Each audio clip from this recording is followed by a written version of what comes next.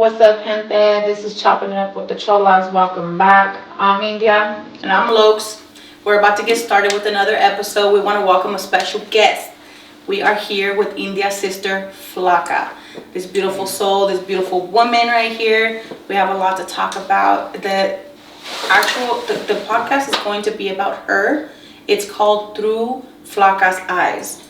We're going to get a little bit of insight from where it began, where she started, where she went through, and how she's here today and where she's going. So we're going to try to get into everything. You know, it's going to be there's so much to talk about in so little time, but we're going to figure out a way to make sure that we can get to you guys because she has a lot to say. Beautiful. She speaks so beautifully. You guys are going to love it. India has also the inputs to where, because, you know, sisters grew up together. They already know how it was. You know, they were in it together. But Flaka has a lot to say, and I hope you guys stay tuned. Stay tuned. Make sure you guys subscribe, okay? So we're going to take it back to the beginning. We want to know, chopping it up, First off, everybody let's out there. Introduce her. Flaka! Sorry, everybody. This is Flaka. Hey. Hi. How are you, beautiful? I'm great. How do you feel about Great. being here? I'm happy to be here. Thank you guys for having me. Oh, man, we're excited to have you. We've been Very excited nice to have be you here. Very good to be here. Very Good. Nice. Good. Thank you guys. We want to first talk about how it started. So how was it? Let's talk about your teenage years. How did it all start for you?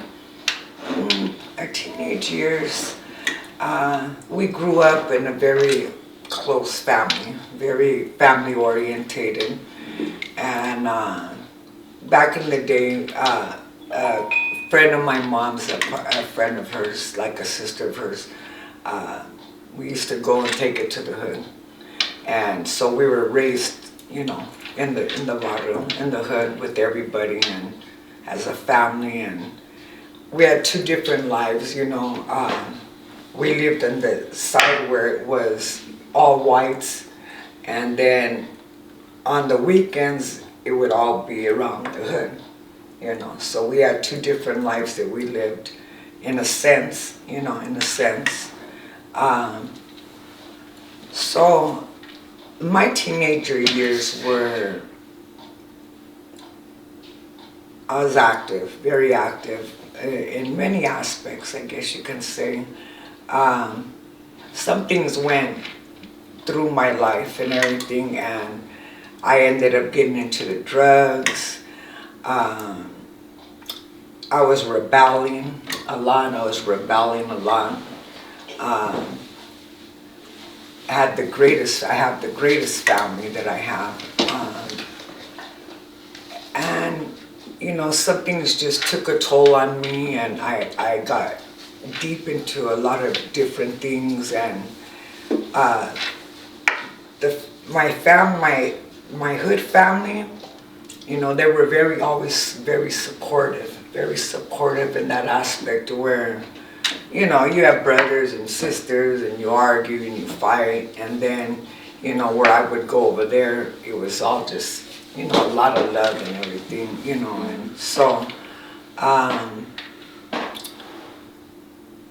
I used to take care of my grandmother when I was young, a teenager. So that took a lot. I had a lot of responsibilities at that time. A lot of responsibilities. My grandma, she was very sick. She was bedridden.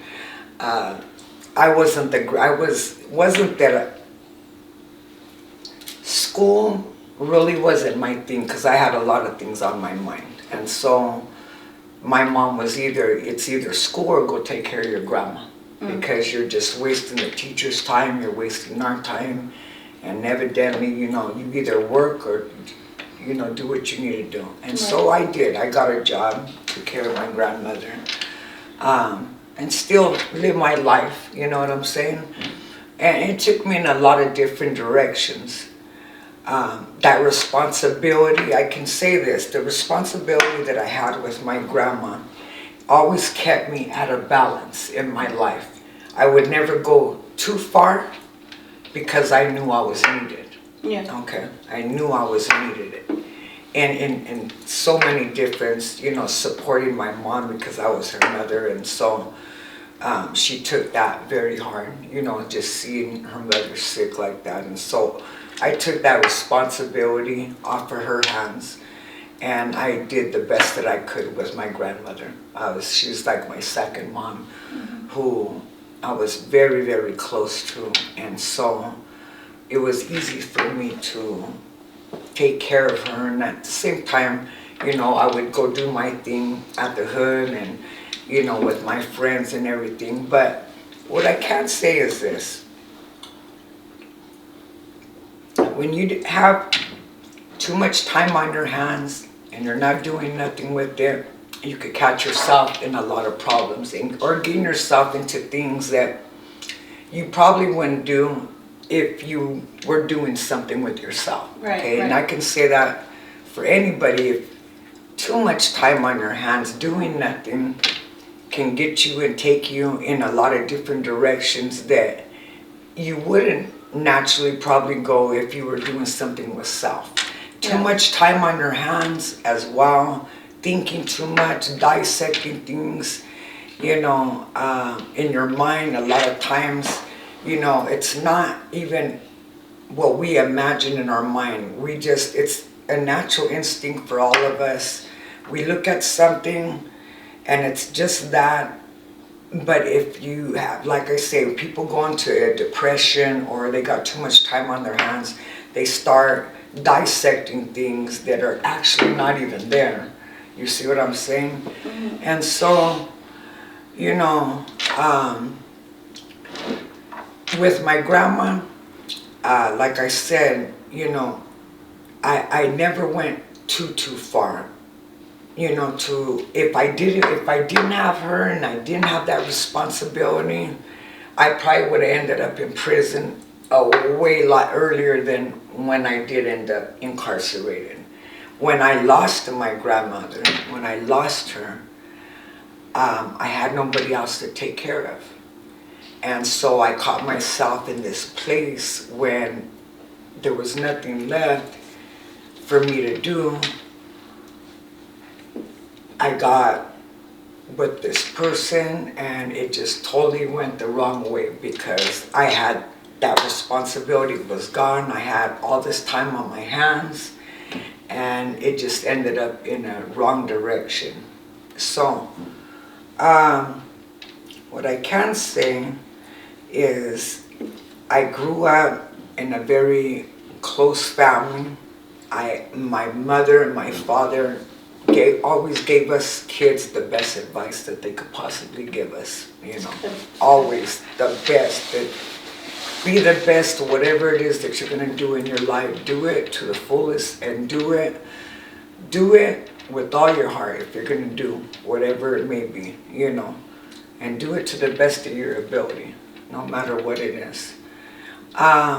Later down the line, after I lost my grandmother, like I said, I had a lot of time on my hands. And I ended up with this guy that had got out of prison. And I ended up with him and I took off to Arizona with him. And I caught myself up there away from my family, the things that I know. And like I say, you know, what I can say to everybody is that, you know, take your life so serious because from one day to another, I mean, you just never know. I went from one day getting my apartment, waiting for it to be done, to the next thing, I'm looking at 5 years in prison. It just, that from one day to another, it was like black and white, you know. And so, of course, you know, that took, it was very difficult because a lot of people couldn't believe me, of all people, ended up there, you know. Other than your mom and your dad, as you spoke of, and your grandma before she passed, in India, clearly because she was there, and your brother, because I know you guys have a brother. Who else was there with you before all of this stuff? Like who was there for you prior to being incarcerated? My whole family. I had my whole family, my hood family, so much family, friends and everything, very supportive. I have a great family all the way around, no matter how you look at it, from my immediate family to my hood family to our friends and everything. Great people, great people. And it don't matter who's around because everybody has a mind of their own, and so, people will take it to wherever they want. No matter, you can have a great family and it's never their fault, whatever our choices choose to be, because, my mother and father, they showed us the best way. Never anything to end up where I ended up. None of their fault whatsoever. They're just choices. Exactly. Just I agree with you choices. 100%. And I know this is we're interviewing you, but I can relate to that because I have the opposite. I didn't have the parents to teach me. I didn't have none of that. But I was able. I had somebody in my life to teach me that that's not the way to go. They taught me all the right things, and it didn't come from my family. Exactly. So you are totally right. It is choices, you guys. Everything that you do in life, it's not because of you have great parents or you have no parents. It's ultimately your choice, your choices, what you do from here on, regardless of your past, regardless of anything. It's your choice. Everything is a choice. Yes. So India, how do you feel like hearing about your sister, before incarceration? How was it for you to see all of this and go through all of this with her? Well, for one, even when we were little, she was my second mom to me. I depended on her for everything. She was like my mom, because my mom would always work all the time. My mom, dad were always working. So my sister would do my hair. My sister would get me ready for school pictures, My sister would make my food, give me my desserts, my snacks, my everything. She was everything to me. I looked up to my sister to the fullest till I do this very day. And I seen her going into a wrong path. I watched her. And that's why I tell people, I'm like, I know people look at me and they think that, oh, you want a good one, you this and that. And I'm like, no. Because I watched people, not only my sister, but a lot of people go into a wrong path. And my sister is one of the ones that installed it into me. Don't be like me. Don't be like nobody else. Be strong. My mom, my dad always told me that too. When I watched my sister, when her life changed up, and as close as we were always around each other. I was so used to always being with her. Like, we even like she said, we used to go to the hood every weekend, faithfully to the hood. While I was like a little girl, we would go to the hood. I got bigger, and then I say like I told everybody here before, I've always loved the culture of the Chola, Stilo, the lowriders, everything, and that's where I was introduced at over there, where we would go every weekend, and I just loved it. But there was a bad side of it, you know what I mean? But my sister, I just was always with her. She's the one that taught me how to crease my pants. She's the one that taught me how to do my makeup. I used to just sit there mesmerized watching her all the time. So when she started I seen this guy took her to a whole different level, I was worried about her. And I even told her before she left to Arizona, I was like, Lise, I was like, don't leave. I was like, don't leave, please don't leave. I was in tears. I was like, please. But her mind was set. She wanted to go with her man. And I just had the worst feeling. I was just like, I didn't like it, because I already seen him taking her to a different path of life that I did not like. I mean, I know she's always been through her trials and tribulations, you know what I mean? But this was a bad path that I didn't like.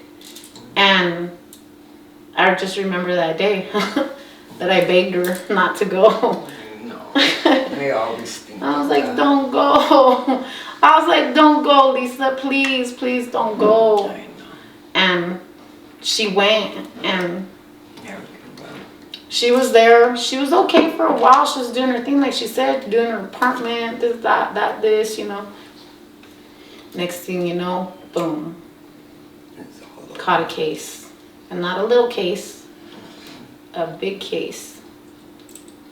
So, And it just tore me apart. I was like, because my sister is like my other half. You know what I mean? I was always with her. So when she was taken away from me, my life changed. Yeah, You know what I mean? yeah. yeah. I can never Traumatic for you. I wish I was this close to my sisters. But if you don't mind talking about it, what was it that drove you, and how long was the time that you did? To be very honest with you, when I caught my case, really, it was not even about me. It was about somebody else. This is where I will say is, you know, if you're going to ever do anything, do it because that's something that you put yourself through. Don't go doing it and putting yourself with somebody else, and then down the line, you will realize, trust and believe, you will realize it was all a waste of time. And so, you know, choose very wisely in that sense. Yeah. For me, going from one day to another, you know, from the life that I lived, the only thing I can say about that is, even though the paths that I took, the things that I did, I got into drugs and just kicking it. You know, at that time, you just look at it, we were just kicking it, you know what I'm saying? But I just kicked it real hard is what it was, you know what I mean? And the good thing about all of this is that my sister and my brother and them watched me do the things I did and go through the things I did, and it turned them totally away from that. So I'm so grateful for that no matter what I did and everything I did, my sister and my brother, they never went to drugs. They were so against it to this day, so against it. And so even if I went through the path that I did and did the thing, I'm so grateful for that, because my sister and my brother, they seen the things that I went through, you know, and I'm not saying it in a bad way, but yeah and no, you know what I'm saying? Because you live and you learn. You know what I mean? You live and you learn, Yeah. and so it turned them totally against drugs. I'm so proud of my sister and my brother that they never got into drugs, never. And so whether I did or not, I'm so grateful that it I'm like, not turned them heavy. totally away from it. So that I can say, you know. It was a really hard time for, you know, what I can say is this, is that before I go on, is trust and believe whatever choices that you choose to take, and if you are family oriented and you are close to your family, those choices that you make are not only yours, but you put your whole family through it. They do time just as much as you do. You're just doing it in two different places. And that is so real right there. You know, you think in the moment that you're just making a choice for self, and you're in the moment, and you're just doing what you do, you know. And at the end of the day, your whole family goes through it. Your whole family does time with you, you know. And it's sad because you don't realize that until so much time has gone, that you put everybody through it. The whole family is broken. That circle is broken because of a choice that I made. And I hurt everybody behind that, you know. And so that was my biggest regret, is when I made those choices, that I put my whole family through that. They did time with me, if not harder, you know. And so just know that when you make them choices, you put your whole family through. You're not just making that choice for yourself. Your whole family goes through that, you know. And a lot of the things that they went through, they might not have went through because of me, but because of me and my dumb choices, you know, it sent them on different routes, you know. And I hurt them in a deep way, a very, very deep way. And, you know, that's something I can't take back. You know. Yeah. How do you feel? We love you. No, I know. We love you, and I still look up to you to the very day. You know what I mean? I agree. And the only thing I will say is, like, when she did get locked up, there was a moment I got lost. There was a moment I was lost, and I didn't care. I wanted to kick it. I wanted to party. I didn't care. I was just like, my sister ain't here, so maybe I could go with her. I remember I used to be like, I'll do time with you. Remember? I'll do time with you. I was like, cause I was so close to her.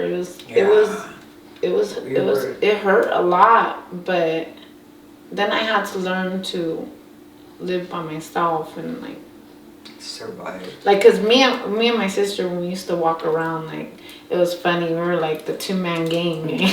Like, nobody would step to us. Nobody would step to us. When they seen us together, they'd be like, oh shit. You know what I mean? It was. I have another question on the outside, on outside of it, like India, on your point of view, before, you know, when all this happened, when she did, you know, do her time, while she was doing her time, how did you guys cope? You, your mom, your dad, your brother and stuff. How was it for you guys? Because she was saying that, you know, that everybody goes through it. So how was it for you guys on the outside? Well, first off, it didn't even hit us till we went to her trial. Yeah. Because at first we're like, oh yeah, you know, maybe she'll get just a few years to let her out, you know, blah, blah, blah. So we try to stay like positive, hopeful about it, you know. I was pregnant with Latina. Yeah, and with Latina.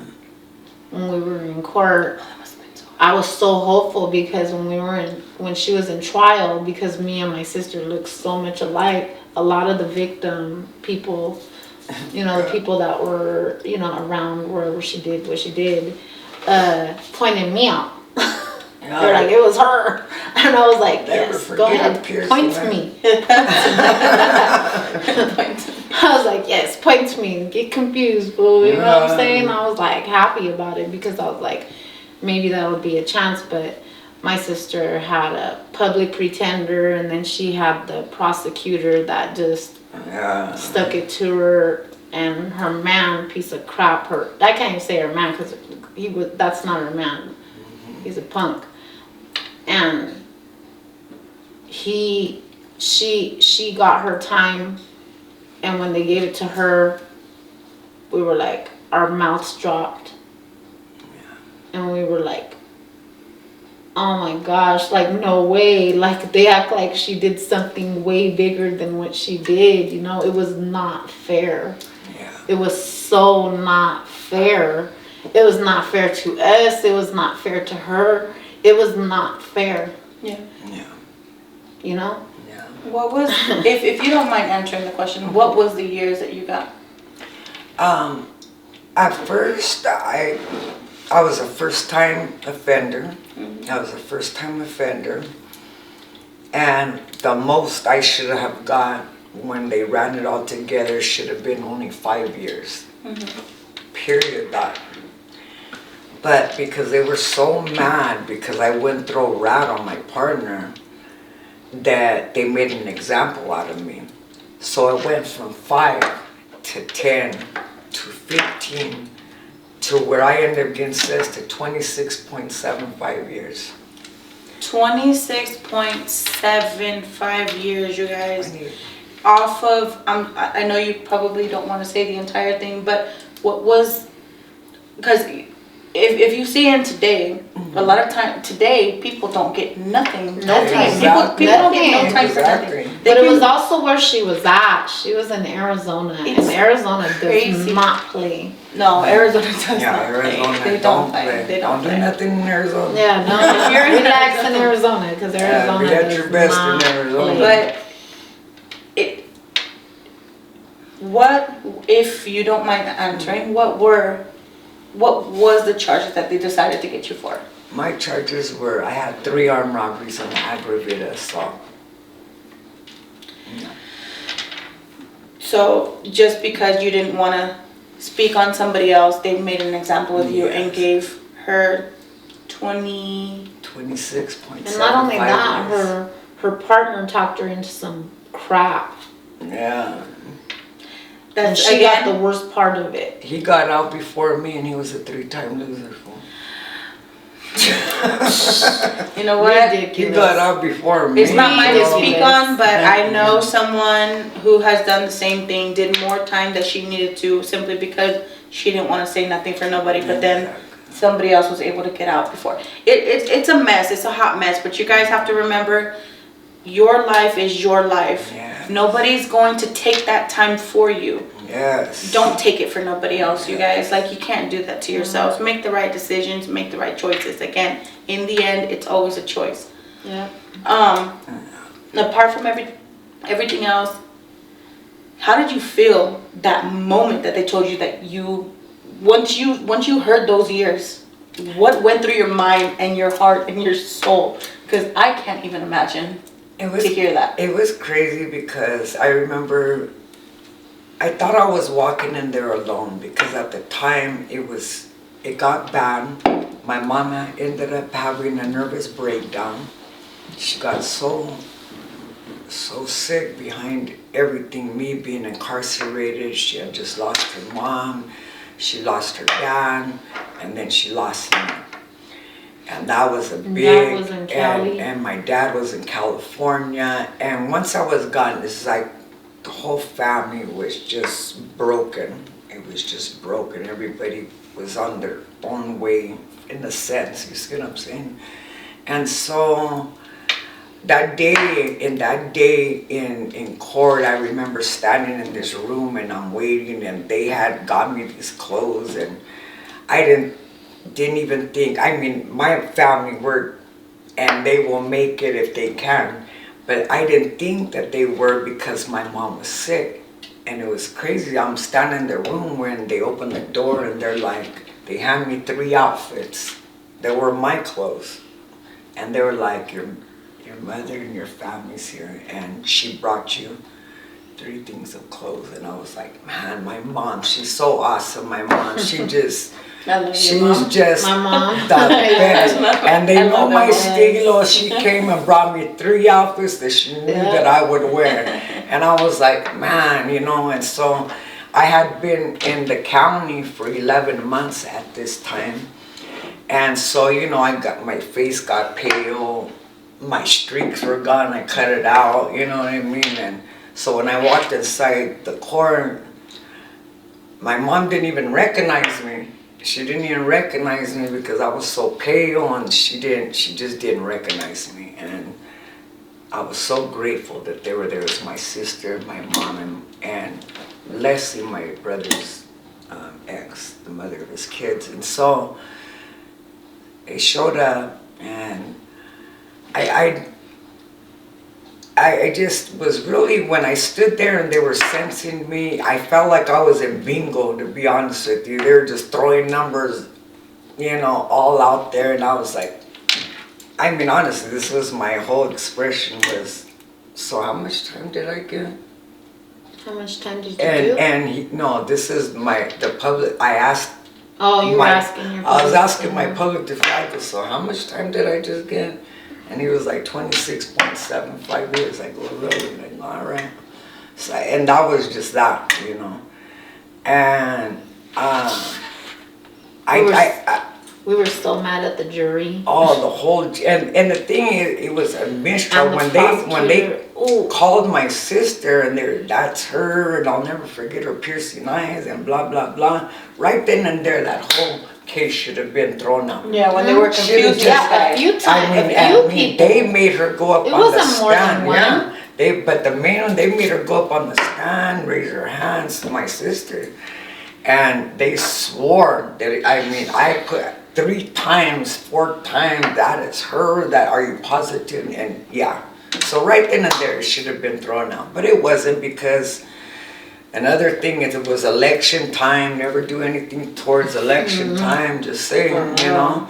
And so they gave me that time and I just signed my paper, but it was the craziest thing. My attorney, as I'm standing there getting sentenced, he literally turns his back on me, turns all the way around opposite on me. Okay? And I'm looking at him like, are you fucking, I mean, are you kidding me right now? You know? I put this on everything as I'm standing there and they told me to stand up to get sentenced. All of a sudden, I felt a hand right on my shoulder and that was only God himself. And I knew right then and there that I was not standing alone. And I knew that those numbers that they had just told me, and I knew in my mind, I'm like, you know I owe them some time, but I know I don't owe them that much time. Because now you're tripping. Yeah. Now maybe I owe them that much time for everything I've ever done in my whole life. That's one thing, but for what I was in there for, it was all bullshit, you know. Yeah. And so when I felt that hand on my shoulder, nothing could faze me from that point on. Nothing, not the time, not the number they gave me, not nothing anybody had said to me. It meant nothing to me because I knew right then and there I was not standing alone. Yeah. And so I took it, but my mom, my sister, and them, I felt so broken for them, you know, what I was putting them through. And, you know, women, I'm just gonna say this real quick, women, you know, they get caught up with their men and everything, and I can say this, is that women are a lot more solid than the men when it comes down to doing time. And that's the honest to God truth.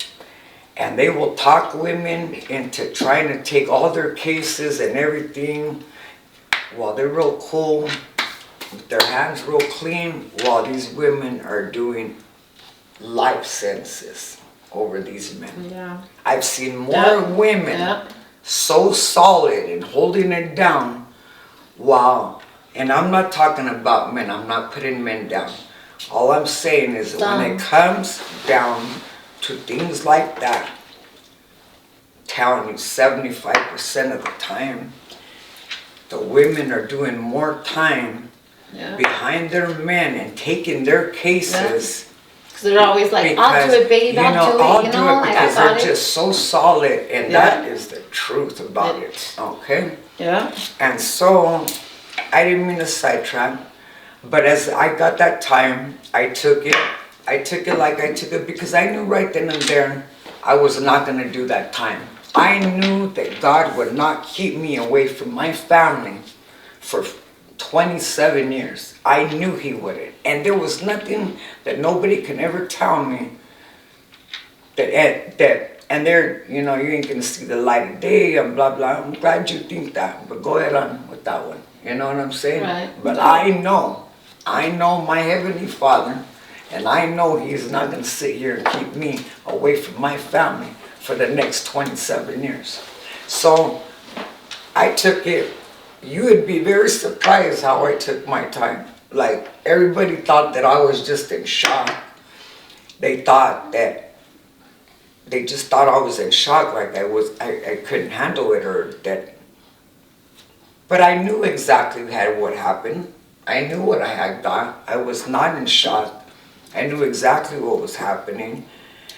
But because of the way they did me so dirty, They did me so dirty in that court. They made an example out of me in such a way that, you know, I ended up becoming very rebellious when I went inside there. Because in my mind, I just felt like, okay, if I'm going to sit here for the next, so you think the next 27 years, well, I'm going to do this time the way I want to do my time. And that is that. Now this is my backyard. And that mindset, okay, that mindset, okay. The giggle that came out of it, it's just like, yeah, this is my time now. But yeah, it was my time, and that's just the way it is. And it was just like that in a whole different town. I'm born and raised here in Vegas, you know, but I went to Arizona, and it was what it was. I just say this is just the way it's gonna be, you know, and it was just that and some. And your respect was already in there when you walked in, huh? Yeah, because the man that I was with at that time, his sister had been in and out of prison her whole life. And I had just got done visiting her in prison, mind me, you know, where I had just got done going to visit her a few different times. And so a lot of people had already knew me on the inside just from her always talking about me and everything like that. So by the time you know, I was a visitor at first, and then, you know, then I wasn't, you know. So by the time, I got there, you know, I was very well known, you know. Visitor boy, now you're a guest. Now you're a guest, you know. Yeah, so that was crazy, you know. So, I mean, and you know, it's always good to have somebody in the inside, you know, especially when you go in and, you know, you don't know anybody like that. But I did, thank God. And so I went in there, traviesa, peleonera. Did they test you when you went in there right away? And you know, I tell you something, the funniest thing, it was more the cops tested me than anything. You see what I'm saying? It was always the Flakas testing, and that was the wrong thing to do, because by that time I really didn't give a damn. I had, in my mind, I'm like, okay. Almost 30 years. I got almost, 27, 3 years shy of 30 years. Yeah. You kiss my ass right now, you know. And that was just the way I felt about it, you know what I mean? And I did exactly what I wanted to do when I wanted to do it, and that was just that. But they made me feel that freaking way, like, you know, they were like, F me, well, F you too. You know what I'm saying? Did they test you because you were like little, you know? They tested me. Girl, I'm telling you, the home was my first home, you know? and that's all it was. I mean, I was always in a hole, fighting 24/7, you know? And by the time I got to the joint, they're like, oh, they're gonna love you in there, you know what I'm saying? And so, you know, and so I when I walked, you know, when I walked in there, I thought to myself, this is my time now, you know what I'm saying? And that was just that, you know what I mean? And so by the time it was all done and said, you know, I rounded up my carnala. Long story short, I didn't last. The leader of the pack. Yeah, that didn't last too long. So by the time, long story short, we ended up getting kicked out and sent to the men's prison, to Tucson. From Tucson, we ended up getting shot out, interstate compact, into different states. And so, I was mad though. I was mad inside. I wasn't mad about what I owed them. I was mad about how dirty they did me. Yeah. Because they did me. It would take me all day to tell you how gachos they did me. Mm-hmm. But to make it short, you know what I'm saying? So I went through a lot of change. I went in there and I was just being me, is what it was. I was just being me. And, you know, I took it where I went, you know what I mean? And a lot of people tested the waters, and I was all willing, wanting, and whatever, man, because I had a lot of anger in me at that point, you know what I'm saying? And so, yeah, you know, it was good exercise for me, you know what I mean? And then eventually, you know, my rebelliousness got me shot out of state. And so, you know, a lot of things, you know, we did. A lot of the main heads, we all got shot out. I ended up in Ohio. I ended up in Ohio for 5 years up there. And same thing again, was tested a lot in there. And, but that's where everything kind of like started changing, you know. And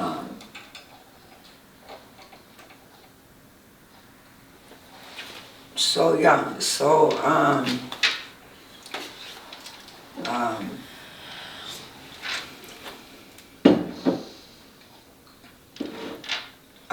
so then I went to Ohio, and I did time up there. So I was just kind of moving around, you know, just doing my thing, you know. And I want to ask India first, before I get to the question I want to ask you.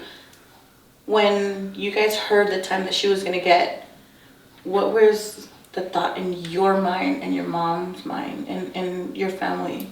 Like what was the first thought that came to your guys' mind the moment that you heard those numbers? Get him. No.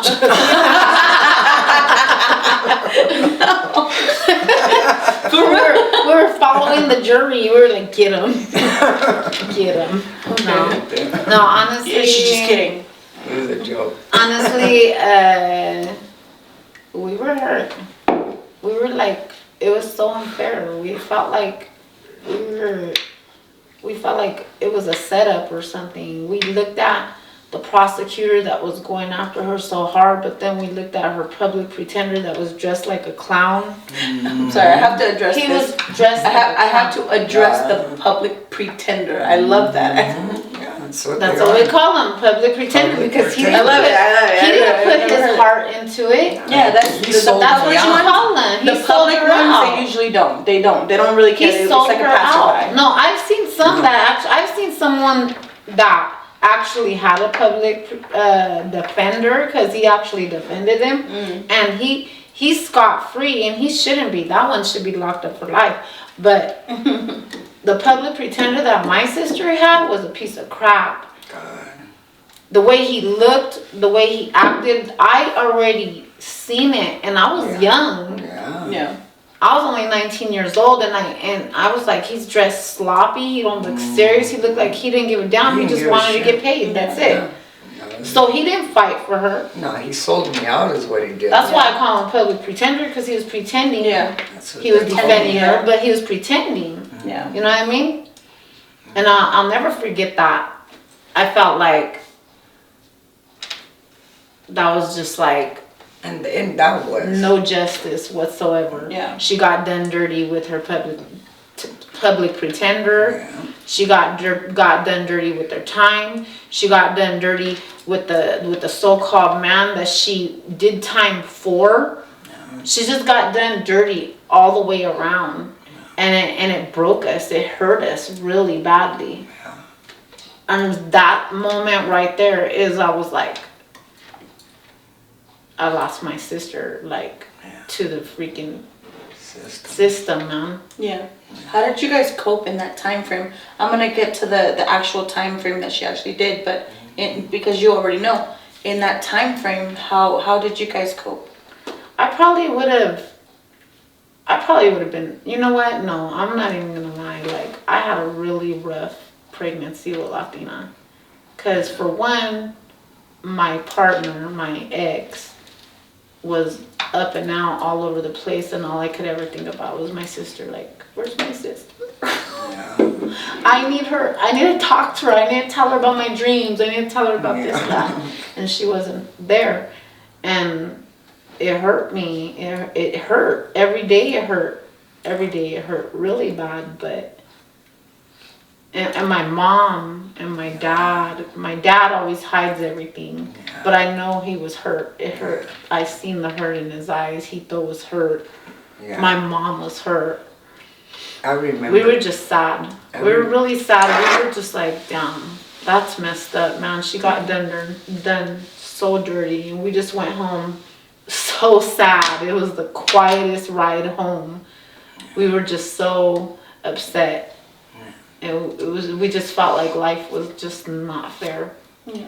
I even remember getting a card on my birthday from Hito, from my brother. And I hadn't heard from him from the whole time. And like about a year had went by. And it was my birthday. And I was in the home at this point. And I remember they threw all these letters under my door. And it was birthday cards and everything. And it was a card from my brother, which was like, that's like getting a card from my dad or something, you know what I mean? Don't happen. And so, because they keep their emotions to themselves, you know. And I remember, I still got it. It was a birthday card and had a bunch of high heels on it. And my brother had drew his little mini truck with a 40-ouncer, right? And had a bunch of high heel shoes on it, and it said, "No one could ever feel your shoes." And he was like, "I'm so sorry that it took so long for me to write you." He goes, "But I swore that you're crazy ass that you're gonna come in like, not really, fool. I was just over here, you know." He goes, "And I kept waiting for you and waiting and waiting. And I just thought that one day you were gonna walk to the door, and then you didn't. And then it hit me that you weren't coming home no more." That's what he told me. Damn. He goes, "And I realized, I'm so sorry that it took me so long, but I was in such disbelief. I really thought it was just a bad joke, and I really thought that you were just gonna pop in like you do all the time and be like, not really, fool, like, come on, let's roll, you know what I mean? And then you never walked through that door, and I realized that you weren't coming home no more." And it really, to hear that from him, you know, my sister, you know, this is my partner, my best friend, my little girl, my dog, my everything, you know. We woke up together, we went to sleep together. Everything we did was together, you know. We didn't need nobody but each other back then, you know. But each other, the family, us, me and her, when we rolled, you know. And the thought that I wouldn't be there for her no more when she was going through something, to not be there when her boyfriends or she's broken for whatever reason, or my mom or my brother, and that was the time never did nothing to me. It was just who I hurt during what I hurt, you know. Yeah. You never realize how much you hurt everybody, you know. So when you guys do make decisions in your life, just know you're not making them just for yourself. You know, you're making them decisions for everybody, especially if you're a very, you know, family-orientated family, you know. You know, everybody gets it, not just self, you know. So the next time you think about going out there doing a highlight or doing something and you're a very close-knit family, and think twice. Just think twice about that, because you're going to put everybody through that. Everybody, you know. And it's sad because, you know, a lot of times things don't turn out so good, you know. And everybody's broken in their own different ways, you know. But my family, my sister, like my little girl, we, you know, like she right now, I know I wouldn't be going through this if you were here right now. You wouldn't even allow it, you know what I mean? You wouldn't even approve. You know what I'm saying? You're like, yeah, I don't think so, you know. So And I miss so many beautiful years, you know, things that you can't take back no more. You lose them years to a bunch of wasted time, to nothing, you know. Don't get me wrong, you'll meet great people in there, you know, and some are cool and some ain't, you know what I mean? But in all overall, it's such a waste of time. It's such dead time. You know, everybody's like, oh yeah, the pinta this and the pinta that. No, it's such a waste of time for self, for your family and everything else, you know, just such a waste of time to make them type of serious decisions in your life, you know. Yeah. So, how is your mindset different today than it was before you were sentenced? Oh, a lot different. You know, I know a lot of people think, you know, some think that, oh, they go to prison, they find God and blah, blah, blah, blah. But let's clear this up real quick. You know, don't look down on people when they come out and they found a higher power. However they choose to look at God, their higher power, whatever their preference is. You know, but we do not go through nothing. All the things in our life that we go through, you know, it does lead up to somewhere. And sometimes, you know, people look at prison like, oh my God, and blah, blah, blah. And a lot of times, that's just a place that God goes and He places you there to save you. Because you can't even save yourself, you know what I mean? I've seen people walk in there and they look like the Walking Dead walking in. You know what I'm saying? And after a couple of months, they've been fed 3 times a week. They're back to normal again. You know what I'm saying? Yeah. So God is really, what He's doing is He's just saving you, you know, from yourself, from bad choices, bad people, bad things out there. That, you know, sometimes He's like, okay, and He has to sit you down so that you could think about it. Clear your mind, Yes. Get yourself together, get your mind right. Think about what's important in your life and where did you go wrong. It gives you time to think of where did I go wrong? What brought me to this point in my life? You see what I'm saying? Yes. Something always leads you there. You just don't end up there just to end up there, okay? Yes. So, Time did save her life. time. She was very, very at the edge of life, like living on the edge. I mean, living on the edge. On the edge. And I felt like I was upset when she did go in, but I wasn't, because I was like, good, she's gonna clean up and get her mind right, because she was lost at that point of life. She was lost. There it was. So I wasn't completely mad. We were just upset about the time she was given. Yeah. But she did need to sit down for a moment, because sure she did. was on a wild one. You know what I mean? She was out there doing the most. You know what I mean?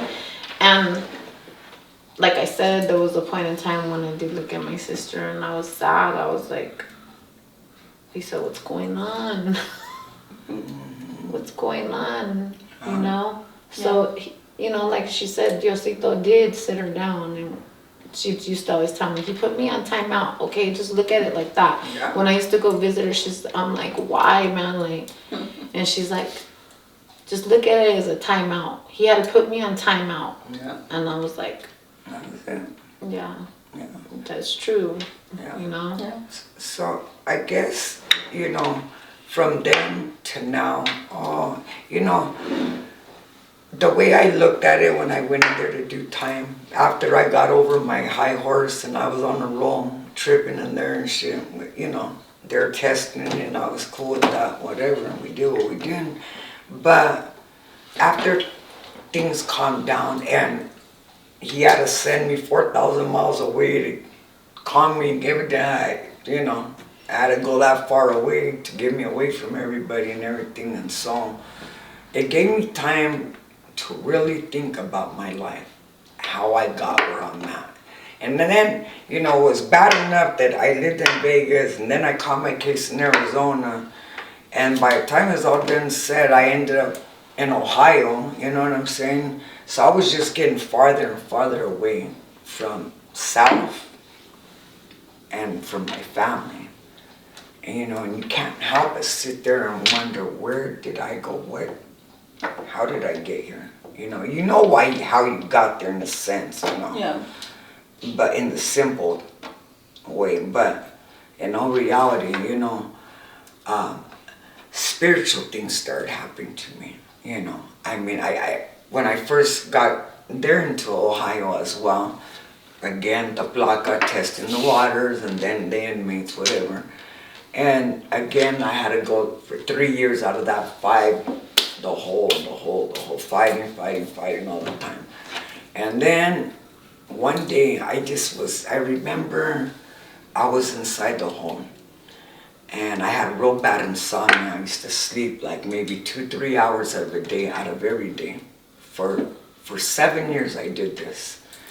And you know, you have to be in a very, very dark place for God to have to send something light to you.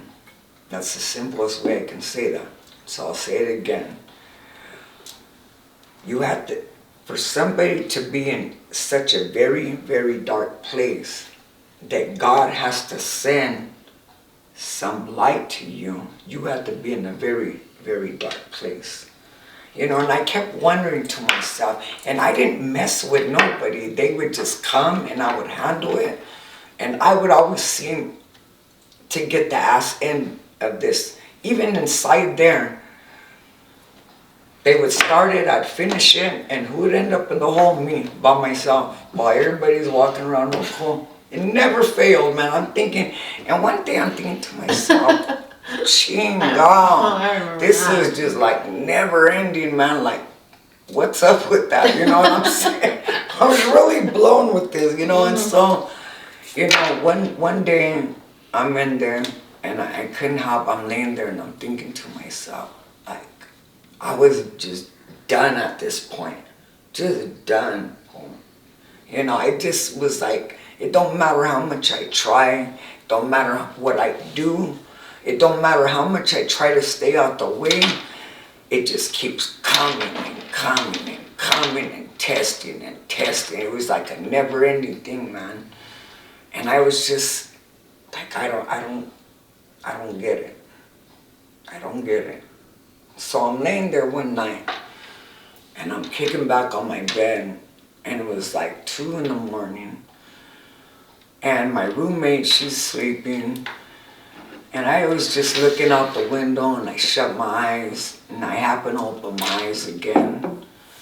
And there's a silhouette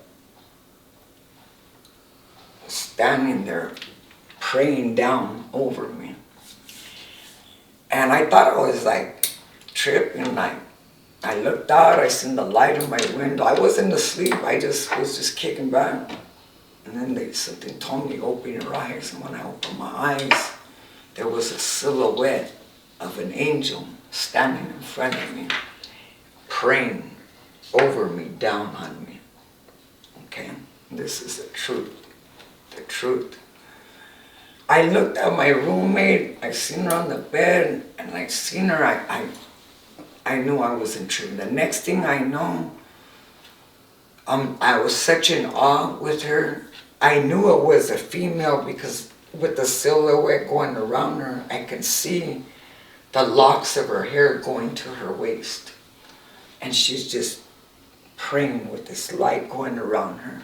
And the next thing I know, she turns around and she lays right in me.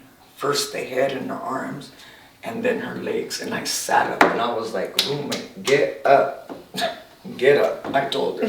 You know, I'm like, hey, well, someone just laid in me. What? She's all tripping up, right? What do you mean? You know, she's like, maybe it was a demon. I'm like, well, ain't no demon that has a light around it. Come on, I'm just saying. You know. So we went through this whole thing, you know. I wrote my mom and I'm telling her, you know, and she's like, maybe it's your grandma, maybe it's this, maybe it's that, whatever. And, you know, when I was 11 years old, I had another, you know, I had another experience with my guardian angel. And so I think I had an introduction with her when I was 11, and I was taken to heaven, whether my foot was in there or not. And now that happened when I was 11. And now that I was 20 something years old, in my darkest time, she showed up again. She showed up. And it was after that day, after that time, and I got out the home, everything changed. Everything changed, just everything changed. They told me I would never go back to Arizona. You know, we don't need your Las Vegas hot blood in our prison. Our prisons were fine until you came over here with your Las Vegas hot blood, and you'll never see the day of light, and you'll be, you know, drinking out of a crazy straw. And they came out with all kinds of craziness. I was like, yeah, okay, whatever. Yeah, no, smoke another one, man, you know. And so, you know, at that point, when that happened to me, you know, I had so much faith in my Diosito, you know, my God. I had so much faith in him, no matter what was taking place in my life, because I was not asking for it. It just would come, and then it was what it was. And it just came to a point, like, when is all this craziness going to stop now, you know? It was just a lot, you know, and then it just stopped. Started going to school. I was always working. Started going to school, got on the honors roll, did this, did what I had to do. Found my way, ended up back in the place they said I would never be able to end up back. I ended up back in Arizona. I fought. I did what I had to do. They said, stay out the hole, don't get no tickets, do your schooling, do what you need to do, and we'll think about sending you back. Give us 6 months of this. I gave them 8. That was when the 9/11 happened. And then I made my way back. I finally made my way back to Arizona, you know. And so, and the people who were against me at that time, they seen the change, you know. I was just, if they would have just realized to just leave me alone, a lot of things could have been prevented. Yeah. All you had to know is just leave me alone. Just leave me alone, man. Why would you do that? And then now you're mad, or now it's what it is, you know. But, Facts. you know, it's just, all you had to do was just leave me alone. That's all you had to do was just leave me the hell alone. But no, picking, whatever, you know. And then we'd end up in the situations that we'd be in. You know, but my life changed. Everything changed. I went back to Arizona, you know. They got my hopes up thinking that I was gonna come home. They said that, you know, I could do my, one of my appeals, that I should have been home. And they lied, took me all the way up there just to drop me and tell me, you're not even going. Which took my mom and the whole family into another depression. And then it was that point that I picked up the Bible. And I didn't even know what I was reading. The Holy Spirit just started revealing things to me. And that's how I ended up getting close to Diosito, to God, you know.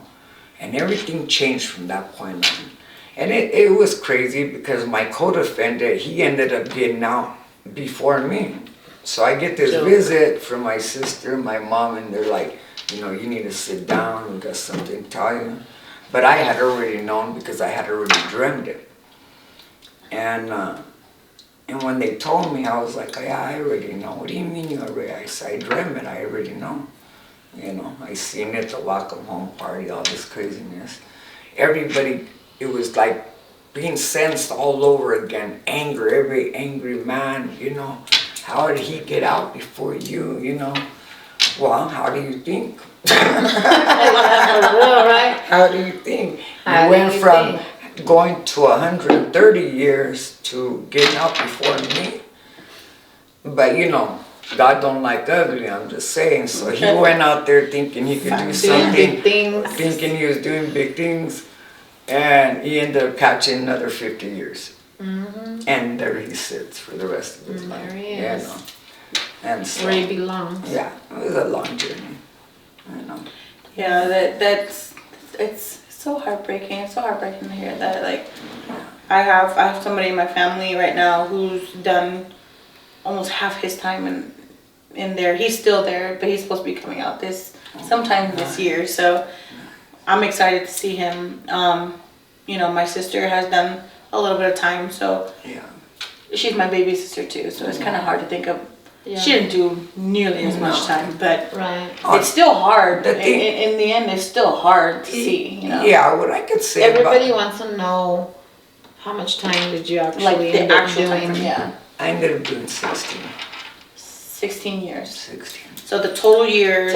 Tell them the day that you got out. Oh man. So then, of all things, you know, guess what day they let me out?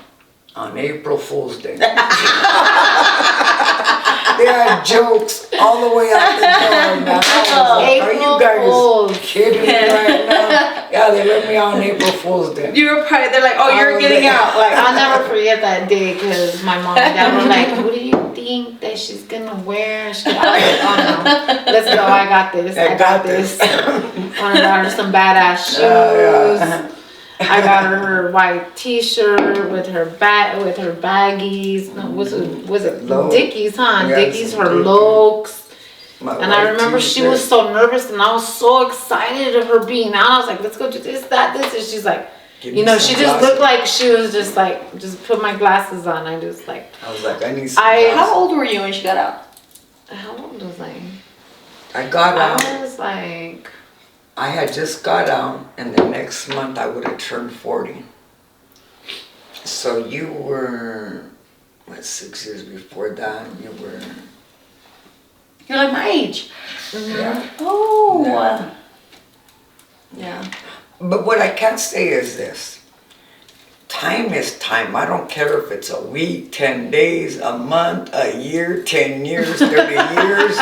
Time is time time. away, yeah. Time is time. It does not matter if you Yeah. have a little bit of time, a lot of time. Time is precious and time is time. It don't matter how much, big or small, you know, it don't matter how much time you do. It's just time is time. It don't matter how much time you Remember, do. I brought you Latina for the first time. Oh, I remember. She was that all day. little with her little ponytail. She was like, Speaking of she was like burrito. 1 year old. Yeah. And she spotted out my sister Yeah. in like 2.5 seconds. She didn't even know who she was, never met her in her life.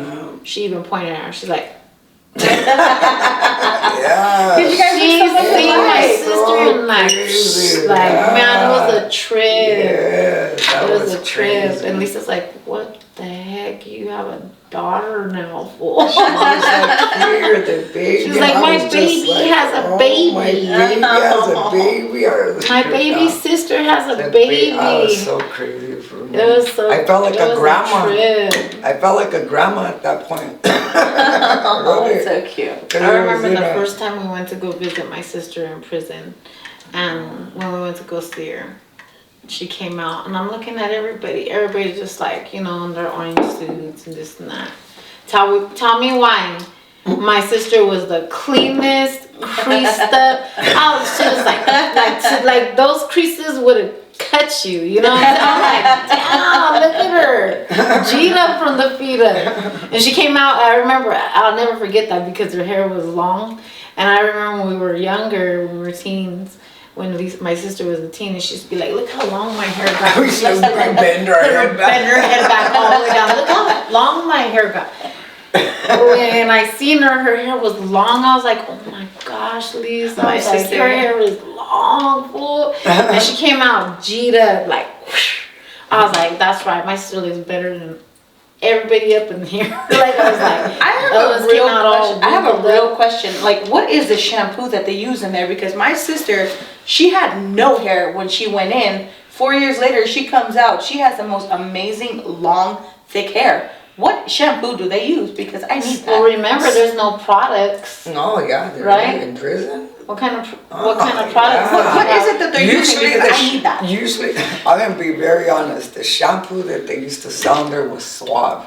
Oh, that's what I use, but my hair is nowhere near the same. It was Suave. I That was- use Suave. I'm going back to Suave. it was, I swear I use VO5. Suave. Look at these were the main shampoos was the Suave, Pantene.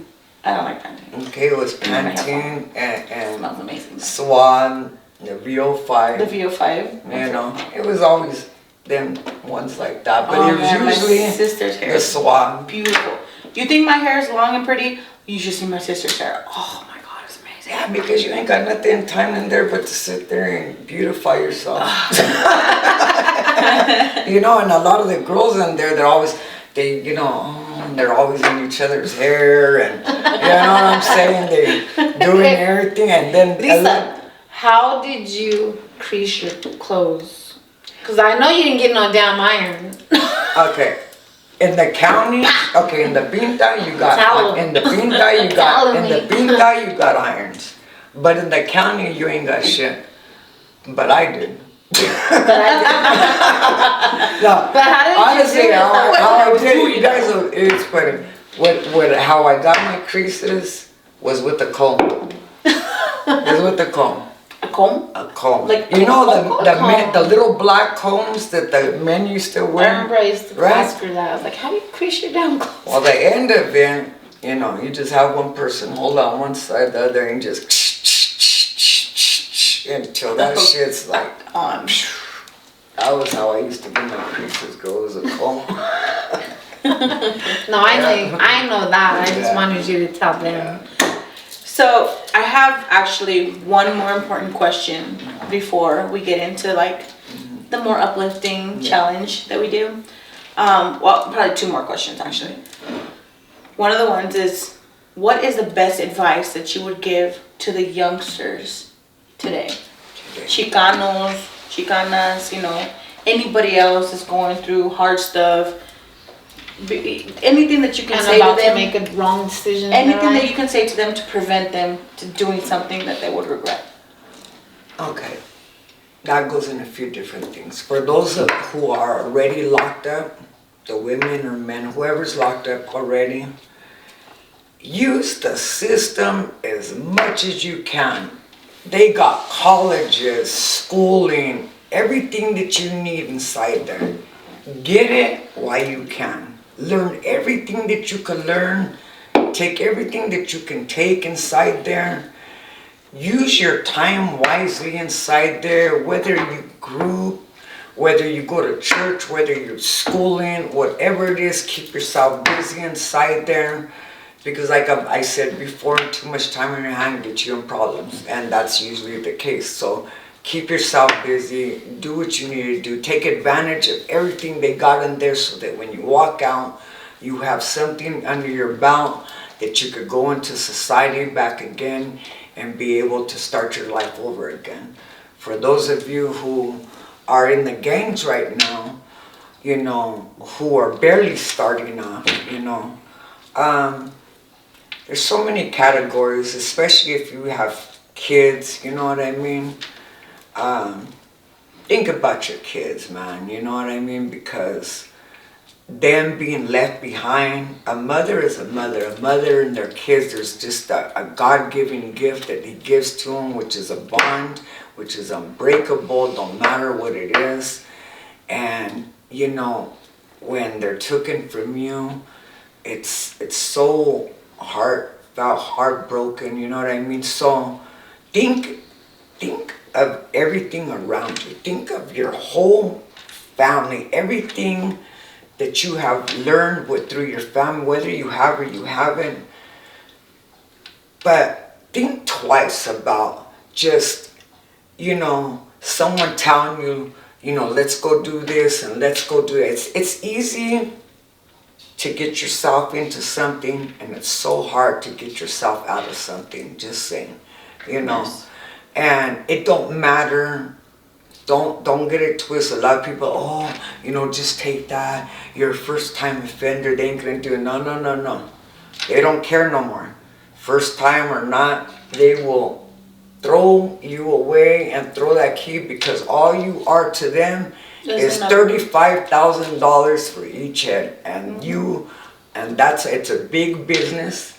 The prison is a big, big business.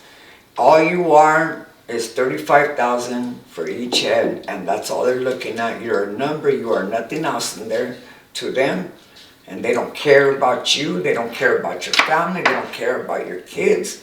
They don't care about nothing. They just want that money. They don't care what you're going through. They don't care how good you are, how good you've been in your life. You could have been the same. They don't give a shit. Okay? So, you need to learn how to care for yourself. Think about yourself. Think about your life. Think about your kids. Even if you don't have kids, think about yourself. You know, Your mother, and what your family, dad. because everybody goes through that. Your mothers, your fathers, your brothers, your sisters. Everybody goes through that time with you. Some do and some don't. But if you're very tight, they will go through it with you. And you're going to take them into something that is so unfair. It's so wrong in so many different ways. They don't deserve, especially if they don't deserve that. You know, if they've tried to teach you in the best way possible how to be a good person, how to live in society and everything else, and yet we go out there acting like we ain't got no sense in the world, thinking that we can, and we can't. We can't. There is, you know, things that we are not allowed to do, and we choose to do them anyways. And then you cannot be mad at nobody but self after that. Be mad at self after that, because at the end of the day, they're all choices, just choices. So you need to think about what is the best choice for you, especially if you have your kids who, you know, depend upon you. Like I said, one day to another can change your whole life. You can have a whole family, your whole family going on at home. And it takes you to be in the wrong place at the wrong time or with the wrong person. And think about who you're taking off with. And if you know what they're into, then why would you do that? Don't be all like, oh my God, when you know what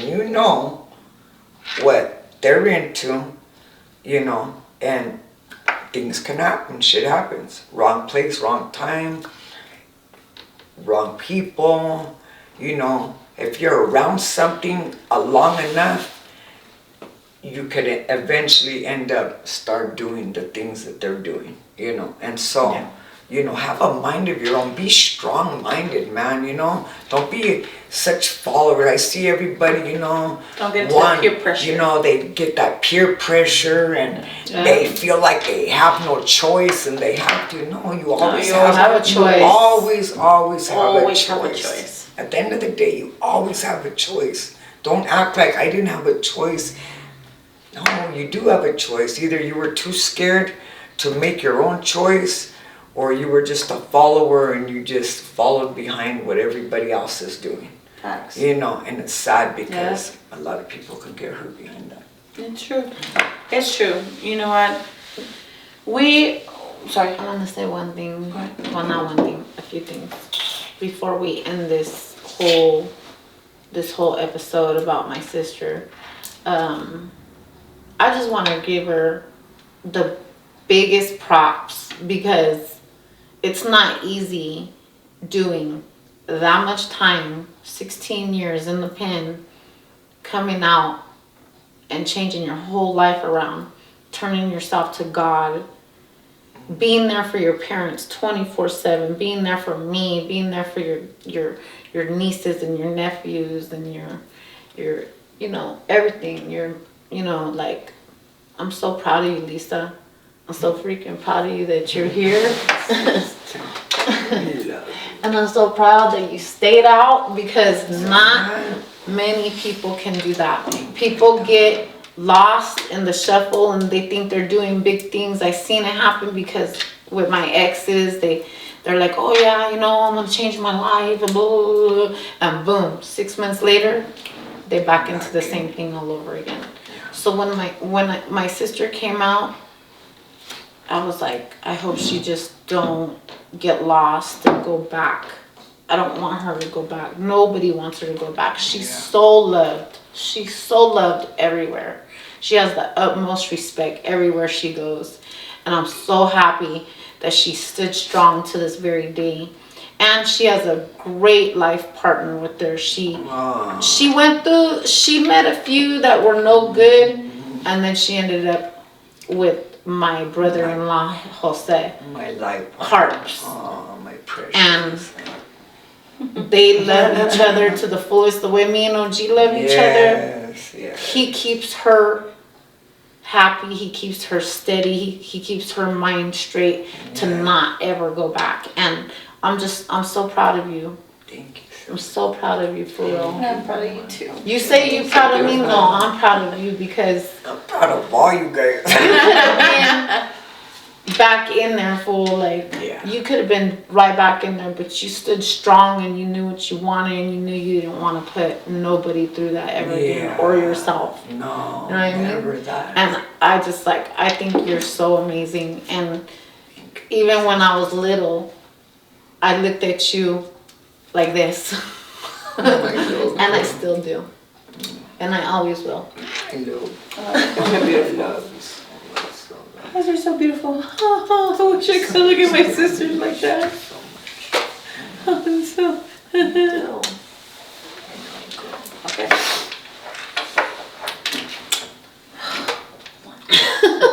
Wait. Thanks. Wait. Okay. All right. Okay. Hold on. This is crazy. This is crazy.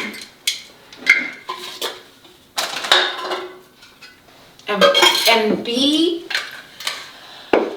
everybody look out for it, because my sister will be starting her own podcast. A different type of podcast. It's gonna be about her. It's gonna be about her and Diosito. It's gonna be great. It's gonna be beautiful. And I know that you all need to follow it, but we know it's not created yet, but I will let you know when, so everybody can go to that. You know what I mean?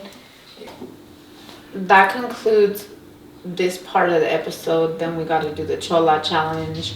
But I just want to thank my sister Flaka for coming on to our podcast with us. I hope you guys all enjoyed it. Maybe we'll bring her on again if you guys root for it. You know what I mean? Part 2. You know what I mean? Maybe Part 2. Thank you guys for having me. She has an amazing way of putting things in perspective. I love the way she speaks. She's an inspiration to me. You know, I'm part of the youngsters. You know, I'm part of the younger crowd, and I mean not too much younger, but I do look up to her. I look up to India. I look up to both of them. And you know what? It's amazing to be able to get this word out to people. So I hope you guys enjoy this episode of Chopping It Up with the Cholas. Don't forget, there's always going to be more. But this is not the end. Because we do have the Chola challenge. It's not over with. It's not over with. Real quick though, do you want to give any shout outs before we... Yeah, I want to thank everybody for showing up today and watching this broadcast, and for taking the time to, you know, kick back with us and everything. And, you know, I want to thank the man right here for producing everything. He's amazing, you guys. Very, very amazing. He's very amazing at what he does. I want to thank you, Mio, because you are awesome at what you do. Thank you guys for having me. I appreciate being here. Thank you guys, everybody, for showing up. I love talking to you guys. I can't wait, you know, to start my thing again. But they're excited. This is just the beginning, you know. And so I'm very grateful to be here today. Did this motivate you to get it started quicker? Yeah, I mean, I'm on it right now. I'm already writing a lot of my things right now that I need to do. So everything right now is just being placed, getting ready to be placed. So when I already got my YouTube thing ready to just go on, but I'm getting everything ready and situated right now. So when I do finally open up, my page and everything. Be ready for it, you guys. Make sure you're Yes, ready be to ready subscribe for and it. follow, okay? She's coming, ready or not. Here she comes. She's coming. So let's start this Chola challenge. I'm sorry, but you got to do it too. So you're involved in our Chola challenge. Alright. Now it's time to make everybody laugh and smile because looks never wins the challenge. She always fails. She already got how I look like. She's like, what do I got to do now? So are we ready and steady? I'm ready. I'm ready for it. You know, I'm always ready. I'm down. I might not win, but I'm down. It is what it is. Do the shake. Everybody loves the shake. She has the Oh, famous shit. shake. That's it. And we'll let my sister pick it. Yes. Gotta close your eyes, oh, Flaka. You gotta close your eyes. All right, reach in and pick your poison. Pick our poison. Okay, pick my poison, actually. That's all right. It's not even anybody else. It's always mine. And I'm still waiting for my trophy. Try random. What does it say? Random foods blindfolded. Oh shit. Oh my gosh. Should we do that one? Something on. Okay, I will put it TikTok. TikTok. Do you want the tortilla challenge? It's not fair That's because when I they want will flour or hit corn. Flaka in the face. Or do The you tortilla. want the shotgun challenge? That's not right because I won't hit Flaka in the face with a tortilla. I won't do it. I'll tear it up. Everybody's saying tortilla. I still won't do it. I won't. Everybody's saying tortilla. Sorry, no tortilla. All right, it's gonna be a them two challenge because I'm out of this one. TikTok. No, you have to be in it low. Or shit. That's a you guys challenge.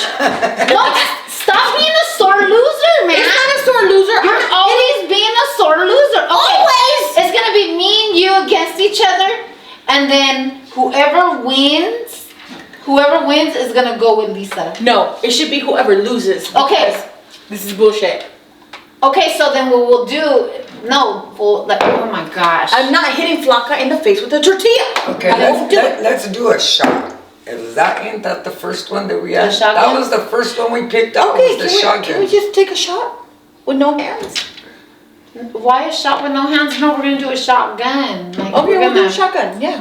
drink a I whole won't one. hit Flaka in the face with a tortilla. Oh my gosh, you're so scary. She my sister can take jokes. I'm respectful, damn it. Why are you in the corner over there, like baby and shit? Like me. Because somebody's putting baby in the corner. The tortilla challenge is, I'm telling you. Baby is in the corner. I will not slap a tortilla across your sister's face. Oh my gosh. Call it what you want. All If right, then wanna you know call it what? Scary, It go don't ahead. even matter. Sisters are doing tortilla challenges. Yes. It don't even matter. Woohoo! I'm right behind you We're for gonna do it. it. What is All right, What baby, we're gonna do, get this 2 is flour what we tortillas, do. get a So bottle of this is what water. we do, okay? Me and you. Don't take it personal. It's gonna be like when we used to play socks. I'm out of it. Oh god, that sucks. fool.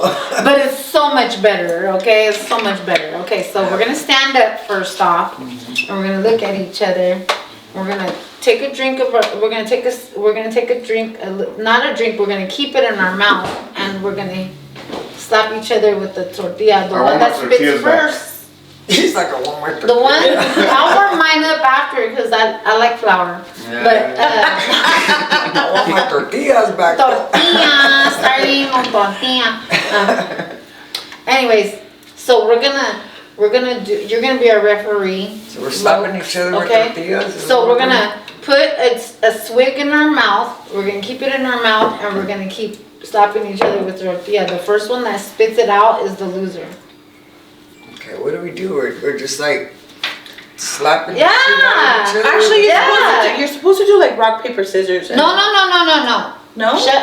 I thought You don't that- shut up. You're not playing. You're just the referee. Shit for that. I thought that's what it was supposed No. to You do. should warm No, up the fool. tortilla. No. I'm telling you. Trust me. I've done it with Hito before. It's so freaking funny. Alright, let's do this. I ain't never slapped a fool with the tortilla.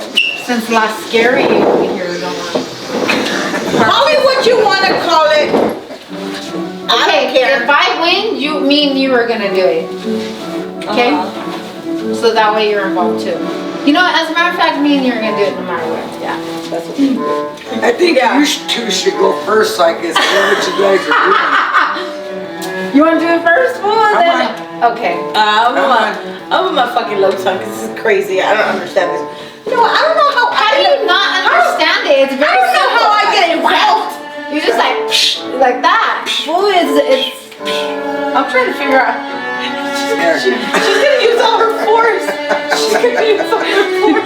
And I'm gonna try not to because I'm just not respectful. I'm not gonna slap you. Yeah, you are. I'm gonna slap the brakes off you. I'm just gonna let her slap your shoulder and you're gonna go in on me. This is insane. Yeah, since you wanna be a wuss, no I'm joking. You know what? Call it like I said. Call it what you want to call it for. Like I'm.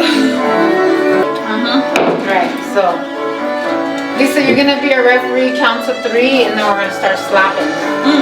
Okay? How many times are you guys slapping each other? Until someone spits. Until someone spits. Move your hair. I need room. You guys are stupid. Okay, you ready? Oh.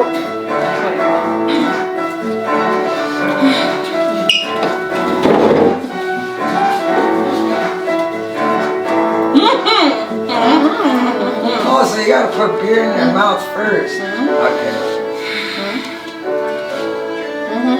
Oh, okay. Okay. For real. Okay. 1, 2, 3.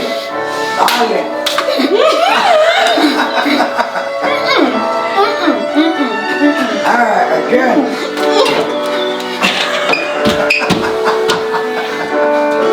You guys are stupid.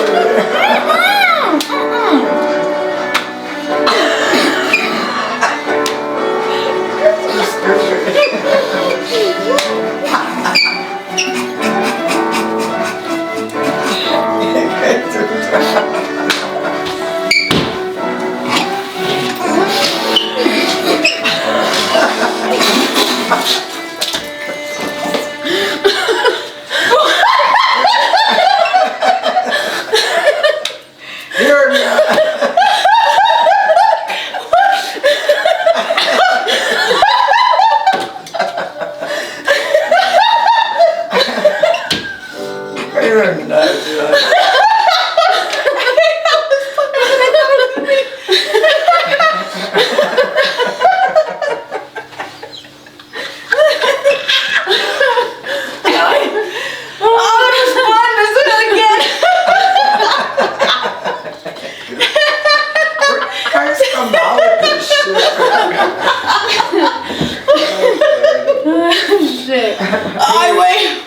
Next challenger. What do you mean? You spit first. No, I didn't. You're right. Go ahead. You heard. Hey, good luck.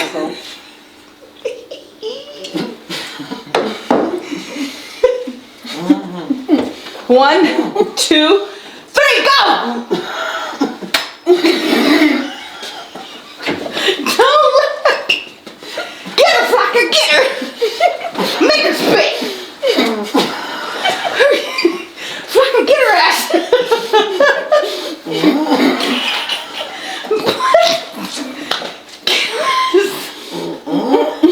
2, 3.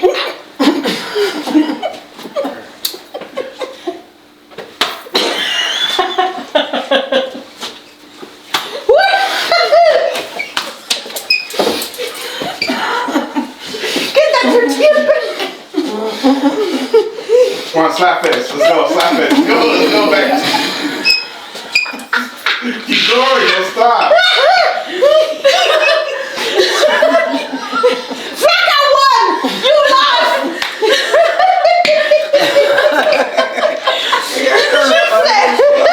She said, I don't give a fuck if I got half a tortilla. She said, I'm gonna pick that shit back up.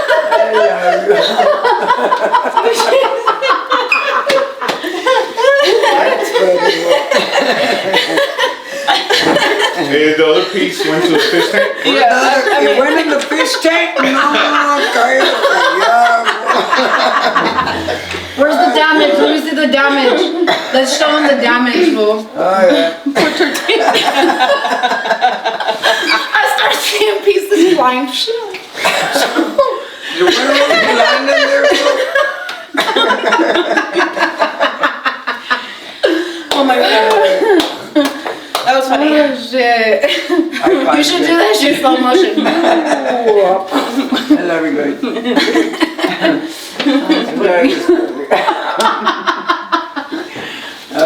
That concludes chopping it up with the Cholas, you guys. Make sure you guys stay tuned for the rest of them. Make sure you check out our old ones. Stay tuned, all right? Chopping up with Cholas. India. Subscribe. That's India. Hit that notification bell. There's more to come. Flaka. Don't Thank be you guys shy. for having me. Much love out there. Peace out.